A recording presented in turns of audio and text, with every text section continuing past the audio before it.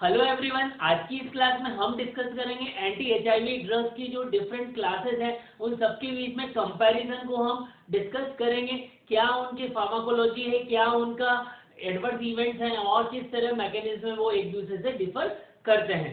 Okay everyone, so anti HIV drugs की जो अलग अलग क्लासेस हैं वो कौन कौन सी हैं, ये मैं आपको क्लासिफिकेशन वाले जो लेक्चर था उसमें ऑलरेडी डिस्कस कर चुका हूँ। फिर भी मैं एक बार दोबारा से आप लोगों को बताऊंगा कि कौन कौन सी क्लासेस हैं। तो the first class is NRTI, nucleoside reverse transcriptase inhibitor, then NNRTI, non nucleoside reverse transcriptase inhibitor, then protease inhibitor and integrase inhibitor. इसके अलावा दो और क्लासेस हैं हमारे पास में, entry inhibitor and CCR5 inhibitor. Okay, तो इन सभी क्लासेस के बीच में हम कंपैरिजन डिस्कस करेंगे। So moving on the first drug, that is first drug category, that is what, NRTI. Okay, so NRTI में जो हमारे पास में ड्रग्स हैं that are what, zidovudine, lamivudine, stavudine, okay, and abacavir and tenofovir. Clear? तो यहाँ पर most of the जो ड्रग है यहाँ पर अभी हम जो डिस्कस करेंगे वो डिस्कस करेंगे ज़ाइडोब्यूटीन। तो इस लेक्चर में मैं सभी में से कैटेगरी में से एक या दो ड्रग्स लूंगा और उस कैटेगरी की उस ड्रग्स के बारे में एज अ प्रोटोटाइप लेकर हम उसको फर्दर डिस्कस करेंगे ताकि आप कंपैरेटिवली सभी को लर्न कर सकें। तो ज़ाइडोब्यूटीन है हमारे पास में, जो अदर कंपाउंड है इन सभी में एक डिफरेंस है यहाँ पर स्ट्रक्चरली अगर हम देखें तो ज़ाइडोब्यूटीन और लैमिब्यूटीन, स्टाब्यूटीन, अबाकाविर, ये सभी सारी ड्रग्स जो हैं वो न्यूक्लियोसाइड एनालॉग्स हैं, जबकि टेनोफोविर, मैं बात कर रहा हूं किसकी, टेनोफोविर जो है it is what, nucleotide, it is what, nucleotide derivative. तो यहां पर आप लोगों को याद रखना है कि बाकी सारी जो टेनोफोविर के अलावा बाकी सारी जो ड्रग है वो न्यूक्लियोसाइड है, एनालॉग है, न्यूक्लियोसाइड एनालॉग है, जबकि टेनोफोविर जो है वो न्यूक्लियोटाइड एनालॉग है। तो यहाँ पर आप लोगों के लिए क्वेश्चन पहले आ भी चुका है और क्वेश्चन यहाँ पर बनता भी है। Okay, so this is important for NEET PG, GPAT, NIPER and all competitive examination. तो आप इसको याद कैसे रखेंगे, यहाँ टी आ रहा है, ओके, एंड यहाँ न्यूक्लियोटाइड में भी टी आ रहा है, so you can match T with T. Okay, तो नाउ मूविंग ऑन द ज़ाइडोब्यूटीन। सो अगर हम इसका मैकेनिज्म ऑफ एक्शन देखें तो मैकेनिज्म ऑफ एक्शन जो है ये these drugs are what, reverse transcriptase inhibitor. Okay, तो यहाँ पर ये ड्रग्स क्या कर रही हैं, जो सिंगल स्ट्रैंडेड आरएनए है, बेसिकली सिंगल स्ट्रैंडेड आरएनए जो कन्वर्ट होता है डबल स्ट्रैंडेड डीएनए प्रोवायरस में। ओके, इसको क्या करती है, इस स्टेप को रिवर्स ट्रांसक्रिप्टेज इनहिबिटर मींस ज़ाइडोब्यूटीन जो है इस स्टेप को क्या करती हैं, ये इनहिबिट करती हैं। तो यहाँ पर एनआरटीआई कैटेगरी के अंदर आने वाली सारी की सारी ड्रग जो है सेम यही मैकेनिज्म को फॉलो करती हैं। ओके, अब यहाँ बात ध्यान देने वाली है कि यहाँ पर अगर हम देखें कि रेजिस्टेंस किस तरह से डेवलप हो रहा है, तो रेजिस्टेंस डेवलप हो रहा है पॉइंट म्यूटेशन के through. What happened, they are doing what, point mutation. Clear, point mutation हो जाएगा तो यहाँ पर ज़ाइडोब्यूटीन हो गई और बाकी सारी ज़ाइडोब्यूटीन का दूसरी और जो म्यूटेशन हो जाएगा तो यहाँ पर उस ज़ाइडोब्यूटीन के अगेंस्ट में मींस ज़ाइडोब्यूटीन जो है इनइफेक्टिव हो जाएगी। हालांकि ज़ाइडोब्यूटीन जो है it was the first drug from the NRTI category and it was discover into 1980s जो था वहां उस टाइम पर सबसे पहली डिस्कवर होने वाली ड्रग थी। अब यहाँ अगर हम क्रॉस रेजिस्टेंस की बात करें, cross resistance, okay, so within NRTI there is a cross resistance, means जाइडोब्यूटीन के साथ में अगर क्रॉस रेजिस्टेंस हो गया तो देयर इज अ पॉसिबिलिटी कि जो दूसरी और लेमीब्यूटीन है या फिर स्टाब्यूटीन है तो उनके साथ भी क्या हो सकता है, within category there is a possibility of, within category there is a possibility of cross resistance. तो एनआरटीआई कैटेगरी के अंदर क्रॉस रेजिस्टेंस की पॉसिबिलिटी है, but there is a difference. यहाँ पर जो टीनोफोविर है, सो इनसे रेजिस्टेंस होने के केस में हम टीनोफोविर या फिर लेमीब्यूटीन को यूज करते हैं। ओके, तो ये बात आप लोगों को याद रखनी होगी। अगर हम इसके पीके पैरामीटर्स को देखें कि what are the pharmacokinetic parameters, so the drugs are what, zidovudine is rapidly absorb, it is what, rapidly absorbed drug, and bioavailability is about 65%।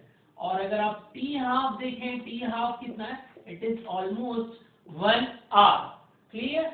And metabolism जो है, metabolism is basically through cytochrome P3A4। Clear. So cytochrome 3A4 के through जो है ये drug metabolise होती हैं। Okay, so that is important point. And further what happen, अगर हम ड्रग इंटरैक्शन की बात करें, ड्रग इंटरैक्शन, देन क्योंकि ये ड्रग जो है साइटोक्रोम 3A4 के थ्रू मेटाबोलाइज होती हैं, तो यहाँ पर क्या हो सकता है, अगर it is given with the paracetamol plus zidovudine, then what happened, paracetamol may decrease the metabolism of zidovudine and produce the toxicity। okay, so zido की toxicity वो produce कर सकती हैं। clear। similarly one more example, like antifungal जो है, azole derivative जो है, उसके साथ भी जाइडोब्यूटीन की टॉक्सिसिटी हो जाएगी, वहां भी इसका मेटाबॉलिज्म डिफेक्टिव हो जाएगा, मेटाबॉलिज्म डिक्रीज हो जाएगा।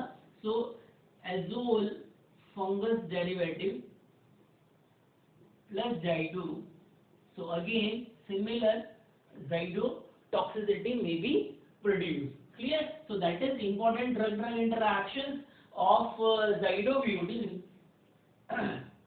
now looking on ADRs,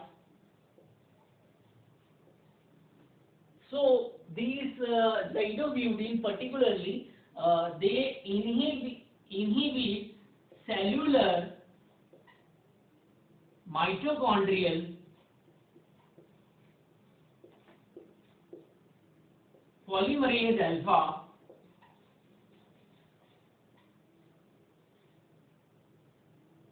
polymerase gamma। ये सेलुलर माइटोकॉन्ड्रिया पॉलीमरेज गामा को इनहिबिट करती हैं। ओके, एंड जाइडोब्यूटीन ट्राइफॉस्फेट जो है वो इन्हीं से बाइंड करता है। तो मोस्ट ऑफ द एडीआर जो है इसी वजह से जनरेट होते हैं। तो कौन कौन से एडीआर जनरेट कर रही हैं ये ड्रग्स, इसको आप याद रख सकते हैं, आई एम अन्ना। कैसे याद रख सकते हैं, I am Anna. Okay, so I for insomnia, and then M for myalgia, A for anorexia, N for neutropenia, and again A for anemia. Then they also produce lactic acidosis,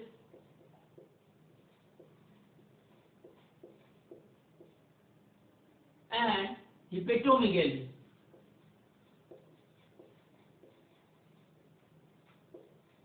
And they can also cause pigmentation in nails.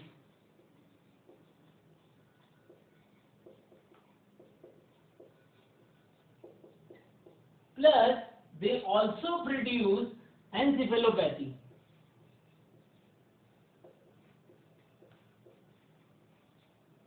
Okay, so these are the adverse events. तो यहाँ पर जो IM अन्ना है वो जो है वो frequently होते हैं, और lactic acidosis, hepatomegaly, pigmentation in nail and encephalopathy जो है ये इनफ्रीक्वेंट एडवर्स इवेंट हैं.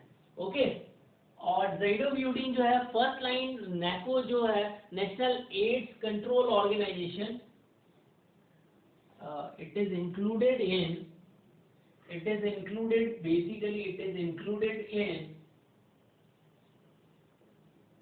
NACO therapy. Basically national aid control organisation जो थेरेपी प्रोड्यूस दी है उस थेरेपी में इस ड्रग को as a first line therapy में इंक्लूड किया गया है. Okay, so the drug is useful for HIV infection. Clear? So now moving on, non-nucleoside reverse transcriptase inhibitors. तो अब यहाँ पर देखते हैं यहाँ पर मैकेनिज्म क्या है. So again the mechanism of action, it is what? It is reverse transcriptase inhibitors. Okay, so यहाँ पर हमारे पास में नेविरापिन है, इफाविरियंस है, ओके, इट्राविरीन है, ये सारी ड्रग्स इसके अंदर आती हैं. क्लियर? तो रिवर्स ट्रांसक्रिप्टेज इनहिबिटर को रिवर्स ट्रांसक्रिप्टेज एंजाइम को क्या कर रही है, ये इनहिबिट कर रही है. तो सिमिलर मैकेनिज्म है, but there is a difference. They do not need without need of internal phosphorylation.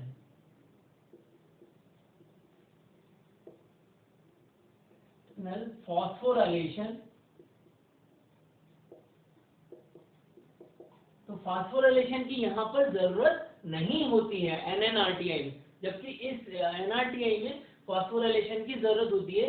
तो यहाँ पर जो है फास्फोराइलेशन की आवश्यकता नहीं है. तो ये एक डिफरेंस इन दोनों ही क्लास के बीच में है, मैकेनिज्म है. हालांकि majority of the mechanism action is similar.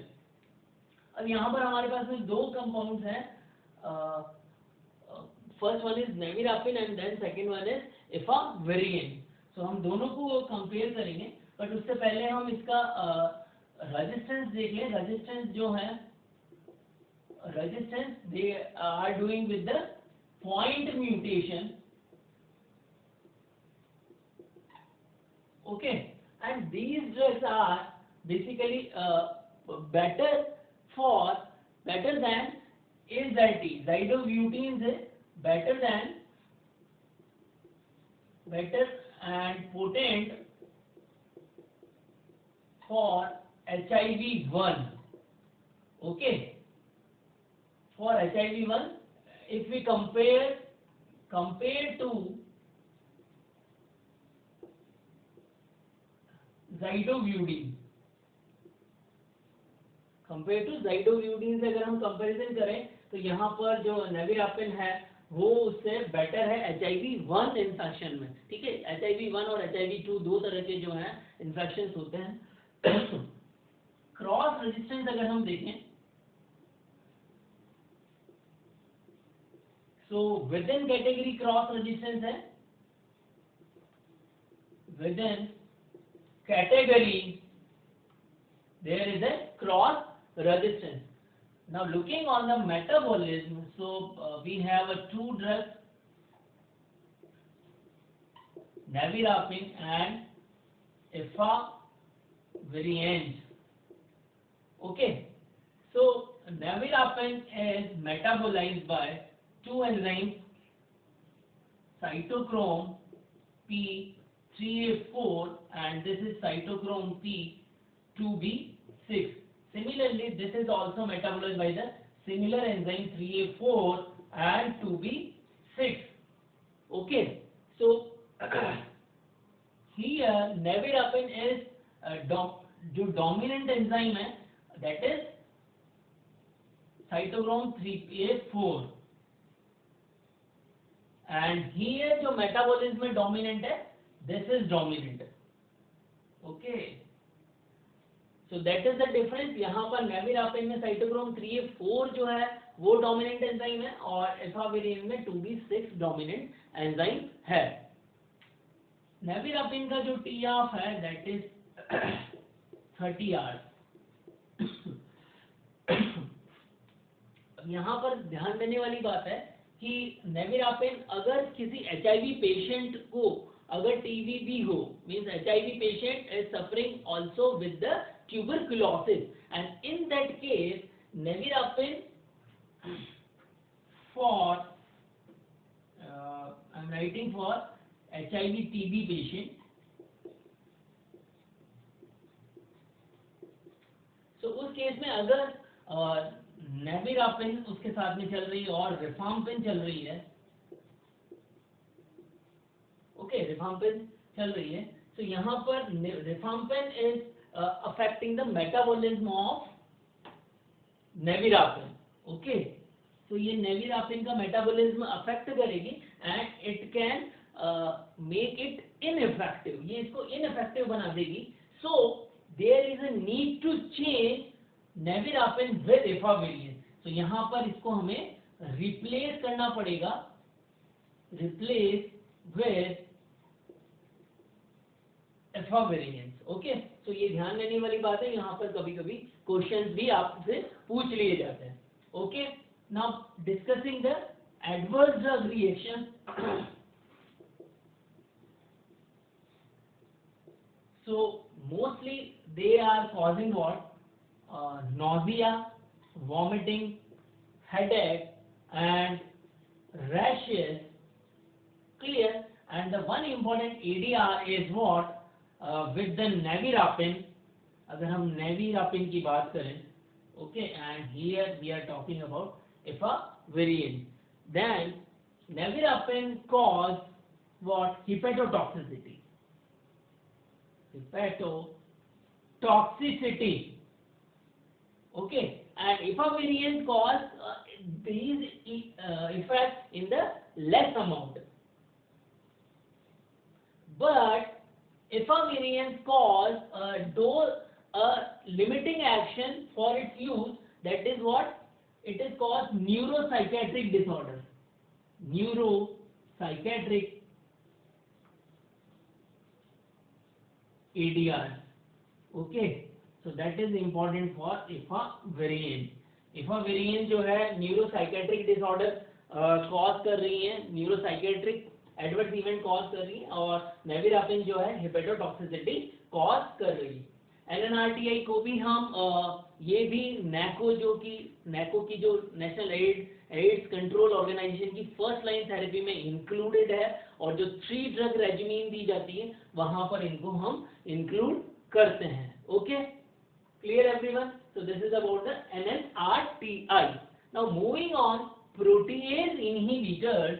So protease inhibitors में हमारे पास में कौन कौन सी ड्रग्स हैं? इंजिनाविर है, रिटोनाविर है, लोपिनाविर है और सेक्विनाविर है. ठीक है, तो इस तरह से काफी सारी हमारे पास में यहाँ पर ड्रग्स आती हैं. तो अगर हम यहाँ पर मैकेनिज्म ऑफ एक्शन की बात करें कि इसका मैकेनिज्म ऑफ एक्शन क्या है, so they basically bind with the protease enzyme. They bind to active site of protease enzyme. Protease enzyme की एक्टिव साइट पर बाइंड कर रही है. ठीक है, मैकेनिज्म एक्शन मैंने आप लोगों को ऑलरेडी पूरा होममेड मॉडल्स के थ्रू समझाया भी, तो यहाँ मैं जो सजेशन दे रहा हूँ उससे आप वहां जाकर पूरा मैकेनिज्म एक्शन देख भी सकते हैं. ठीक है, तो अब अगर एक्टिव साइट से बाइंड करेगी, so then they affect what? Cleavage step. Cleavage जो फंक्शन है उसको अफेक्ट करेंगी, एंड फाइनली ये क्या करेंगे? बडिंग, मैच्योरेशन और रिलीज को क्या करेंगे? इम्पैक्ट करेंगी. सो वायरस जो है उसकी पूरी असेंबली तैयार नहीं हो पाएगी और वो रिलीज नहीं हो पाएंगी. So protease inhibitor also in a good use बहुत अच्छे यूज में आ रहे हैं HIV इन्फेक्शन के ट्रीटमेंट में, और जो न्यूअर क्लास ऑफ ड्रग आई है ये काफ़ी इफेक्टिव भी हैं, क्योंकि ये बहुत ही लेट स्टेप जो होती है वायरस के रेप्लिकेशन की, और तो उसको अफेक्ट कर रही है। क्लियर? अब अगर हम प्रोटीएज इनहिबिटर्स का बायोअवेलेबिलिटी फार्माकोकाइनेटिक पैरामीटर्स देखें, फार्माकोकाइनेटिक से पहले हम देखते हैं इसका रेजिस्टेंस, एक बार हम देख लेते हैं what is resistance. So they have with in class है, बट दूसरी जो ART थेरेपी है तो दूसरी क्लासेस के साथ में other they do not have a resistance, sorry cross resistance की बात कर रहा हूं मैं यहाँ पे। क्रॉस रेजिस्टेंस जो है वो विद इन क्लास है, और cross resistance not with other classes. तो ये एक अच्छी बात है कि अगर इस क्लास के साथ में रेजिस्टेंस डेवलप हुआ है तो उसी क्लास की ड्रग के साथ में होगा, दूसरी जो एंटी HIV ड्रग है उनके साथ में क्रॉस रेजिस्टेंस नहीं होगा। ओके, और रेजिस्टेंस भी किस तरह से हो रहा है, that is resistance is by point mutation. Clear? Now we are talking about PK parameters. PK parameters में अगर हम बात करें तो यहाँ पर देखिए बायोअवेलेबिलिटी की हम बात करते हैं। किसकी बात करते हैं? बायोअवेलेबिलिटी। बायोअवेलेबिलिटी के लिए आप देखिए कुछ ड्रग्स का मैं एक ऑर्डर बता रहा हूँ, सो वो ऑर्डर आप याद रखिएगा, that is important for MCQ purpose competitive examinations के लिए। सो एंडिनाविर almost equal to ritonavir, and then further nelfinavir and then saquinavir। तो एक ऑर्डर है, इसे आप याद रखें। Indinavir is equal to almost equal to लगभग 65% के आसपास होता है। तो indinavir and ritonavir has similar bioavailability then nelfinavir, okay, and then saquinavir. Okay, तो इस तरह से इनका बायोअवेलेबिलिटी का ऑर्डर होता है। अगर हम टी हाफ देखें कि टी हाफ इनका क्या है, so almost all of these drugs having T half between 2 to 8 hours, okay. And अगर हम मेटाबॉलिज्म देखें कि क्या इनका मेटाबॉलिज्म है, metabolism, so they are metabolized by cytochrome, again cytochrome 3A4 and 2C9, okay. तो दोनों से मेटाबोलाइज हो रही है, और यहाँ पर दो हमारे पास में ड्रग्स हैं, that are what, ritonavir and lopinavir, okay. इन दोनों को हम कॉम्बिनेशन में देते हैं, and both are potent inhibitor of cytochrome P3A4। तो ये साइटोक्रोम 3A4 इनहिबिटर से होने वाले ड्रग ड्रग इंटरैक्शन सारे रिटोनाविर और लोपिनाविर के कॉम्बिनेशन के साथ अगर दिए जाएंगे तो वहां पर अवेलेबल रहेंगे। Clear? So this is about the drug drug interaction. Now looking on the ADR, अगर हम ADR की बात करें तो कॉमन ADR जो है that are what, nausea, vomiting and headache, but जो इंपॉर्टेंट ADR जो है इनके these are what, लाइपोडिस्ट्रोफी,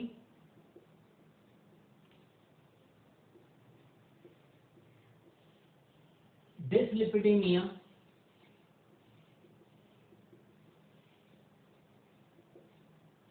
diabetes,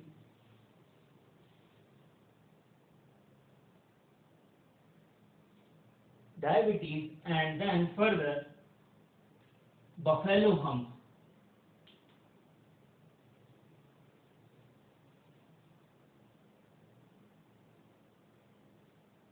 buffalo hump, okay.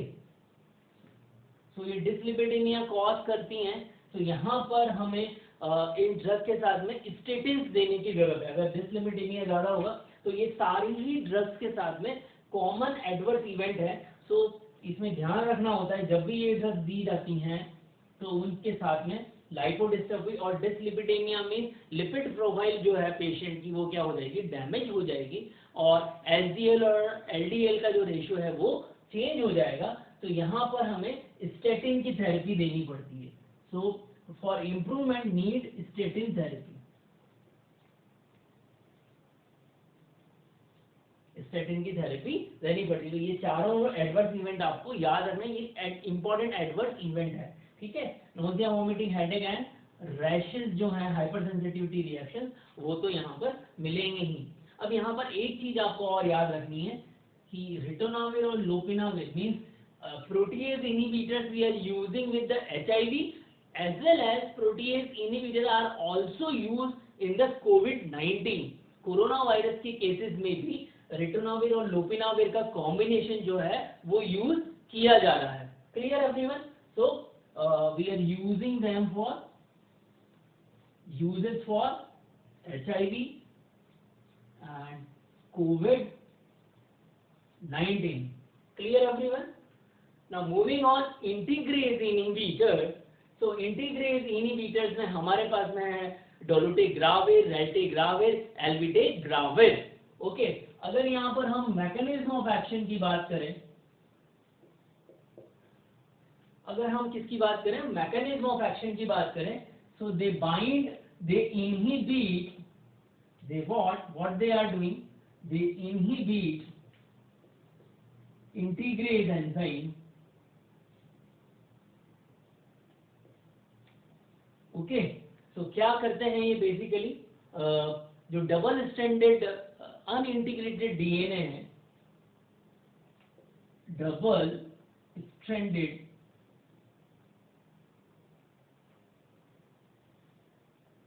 अनइंटीग्रेटेड DNA moves into nucleus. Okay, तो न्यूक्लियस में मूव करने के बाद में वो प्रो वायरस बना रहा है, तो यहाँ पर इंटीग्रेज एंजाइम की हेल्प ले रहे हैं।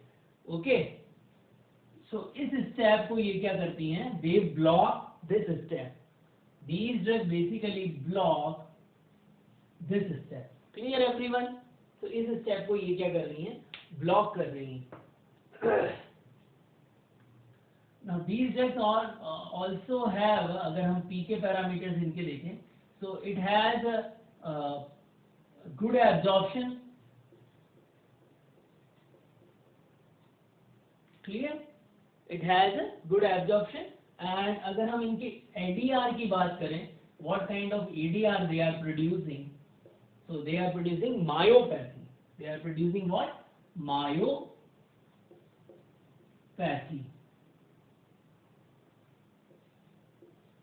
Clear? So these are the newer drugs, integrase inhibitors are the newer drugs, and mostly generally they are not included in the triple line therapy. ये सारी ड्रग्स जो हैं वो ट्रिपल लाइन थेरेपी में इंक्लूडेड है, बट जो resistance cases होते हैं और जो ऑलरेडी अवेलेबल ट्रीटमेंट ऑप्शंस हैं, अगर उनसे ठीक नहीं हो रहे तो उस केस में इंटीग्रेज इनहिबिटर को ट्रिपल लाइन थेरेपी के साथ में एड ऑन किया जाता है। Now this is about the integrase inhibitor. Now if you are looking on the further one more class, that is what, entry inhibitors. Okay, so entry inhibitors में हमारे पास में एन्फुवेटाइड,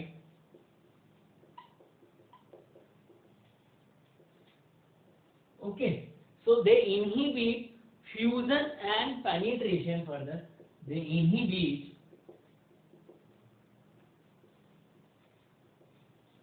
fusion and penetration step.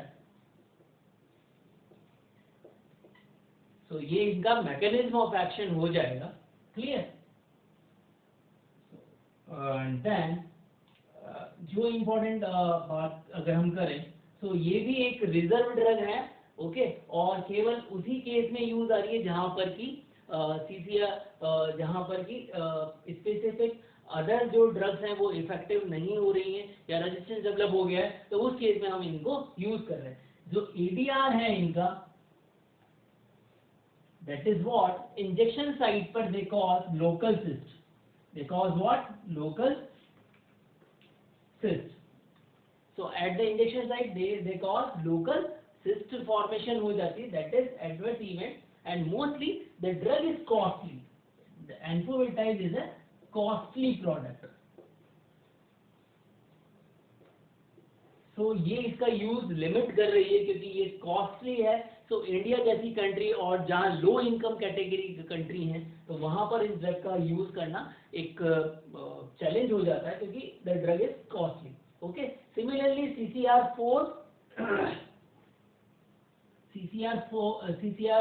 5 inhibitors भी हैं हमारे पास में।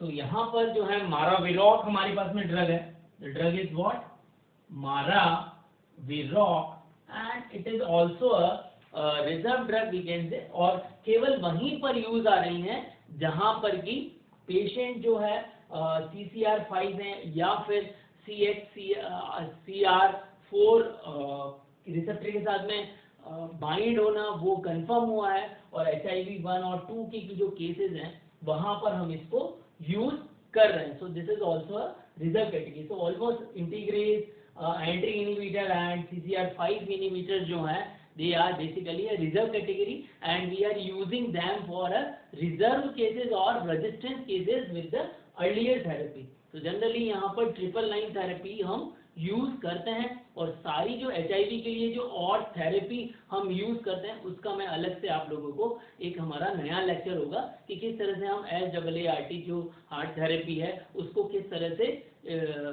से इम्प्लीमेंट किया जाता है, उसकी क्या क्या गाइडलाइंस हैं वो सभी हम उसमें डिस्कस करेंगे। सो होपफुली अभी जो मैंने आप लोगों को सारी चारों ही क्लासेस, इसकी जो क्लासेस हैं उनमें जो डिफरेंस बताएं वो आप लोगों को समझ में आया होगा। सो वीडियो को लाइक करें और चैनल को सब्सक्राइब करें।